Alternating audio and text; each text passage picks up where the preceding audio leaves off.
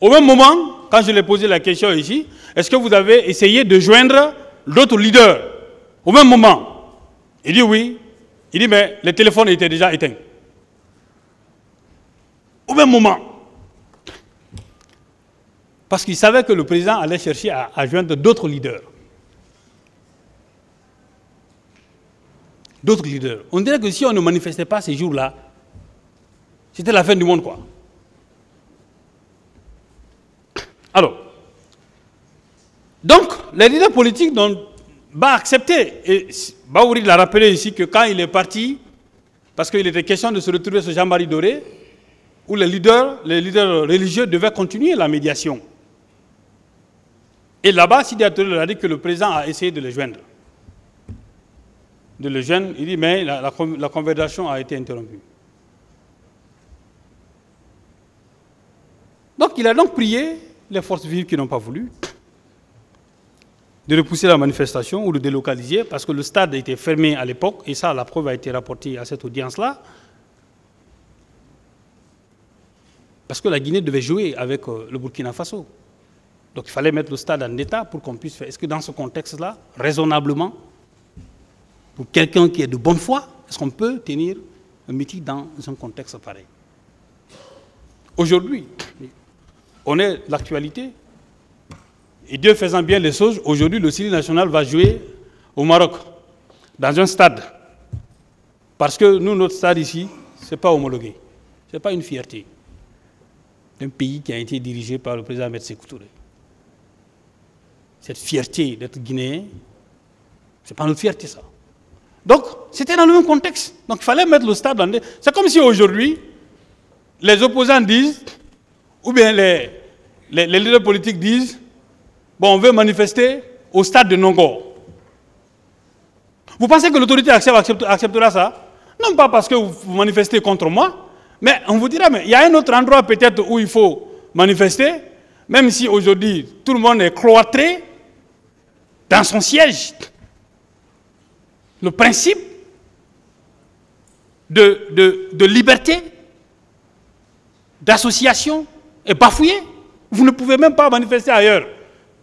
À plus forte raison, un stade qui est en rénovation. Vous pensez que dans ce contexte-là, aujourd'hui, si on répétait l'histoire, que cela aurait été possible? Non pas parce que le président actuel serait de mauvaise foi, mais parce qu'un homme responsable, il ne l'accepterait pas. Parce qu'il dirige quand même une république, un pays qui a des normes. Ce n'est pas une jungle où on peut faire ce qu'on veut parce qu'on veut défier l'autorité de l'État. Parce que quelqu'un, on soupçonne, on suppose que l'intéressé dit que je vais être candidat, ben il fallait... Le stade est en rénovation. La Guinée ne joue pas ici. La dernière fois, j'ai vu un jeune dire que mais quelle fierté vous avez, alors que notre pays est en train de jouer au Maroc. Pourquoi? C'est dans ce contexte. Je parle de faits. Ce sont des faits, ça. Ça, c'est passé. Parce que ce sont les deux propositions qui leur avaient été faites. Mais ils n'ont pas voulu. Alors, donc, ils ont choisi cette date-là, qui nous est chère à tous, 28 septembre 2009, pour marquer leur opposition ou faire leur démonstration de force à la communauté internationale. Alors, les leaders n'ont pas voulu, et l'appel aura été vain. Ils ont décidé de descendre dans la rue avec les manifestants. Mais avant, Monsieur le Président, l'État républicain, l'État responsable, avait pris une série de mesures.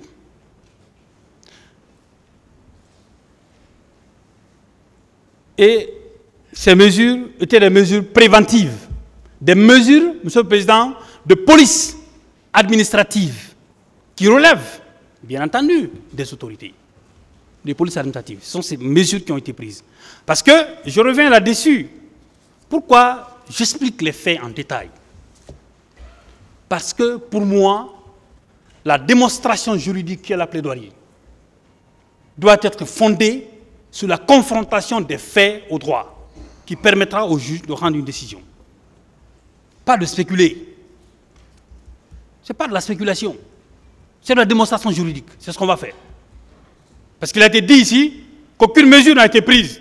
Et au même moment, on dit oui, le président Dadis, c'était le commandant en chef de force d'armée, c'était le chef de l'État. Donc tous les péchés d'Israël, il faut qu'on lui attribue. Il n'a rien fait, il n'a pris aucune mesure. Il a failli partout, pour reprendre les propos de mon grand frère.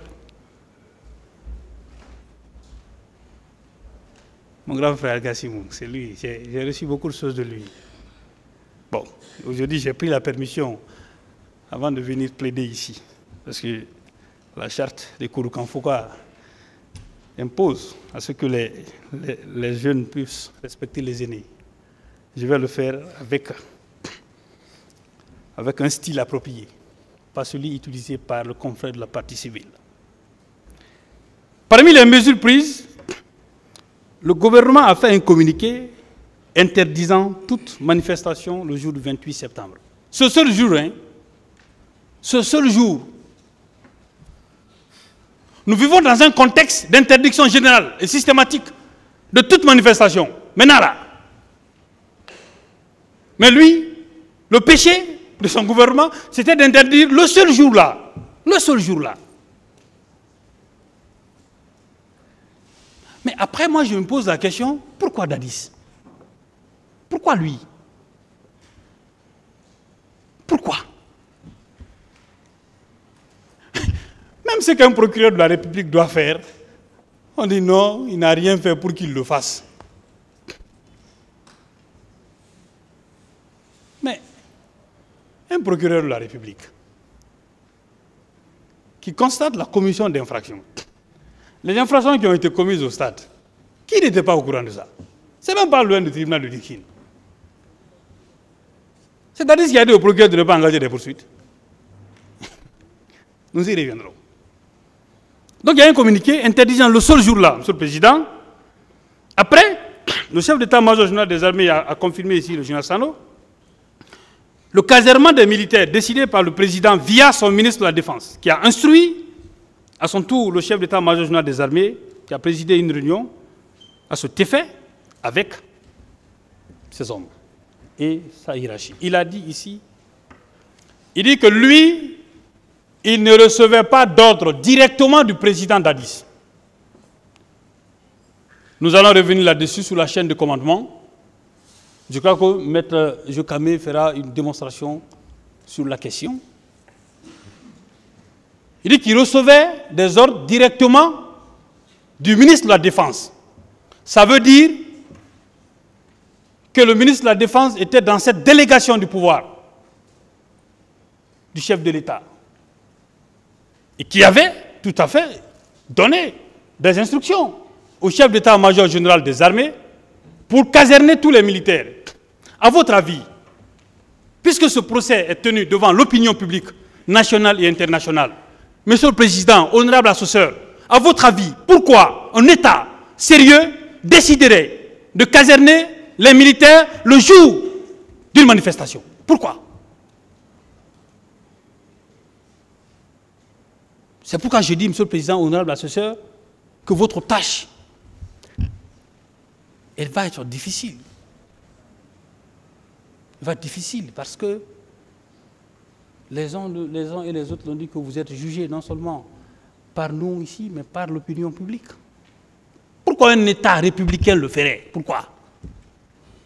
Caserner les militaires en prélude d'une manifestation interdite.